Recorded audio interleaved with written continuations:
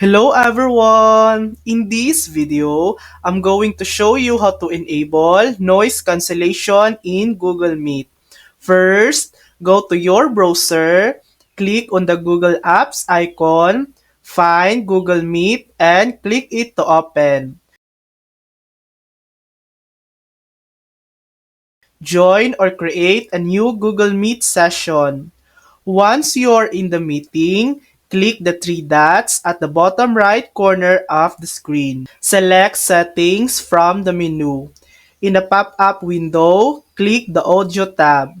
Find the noise cancellation option and toggle the switch to the right to turn it on. This feature helps filter out background noise that doesn't sound like speech.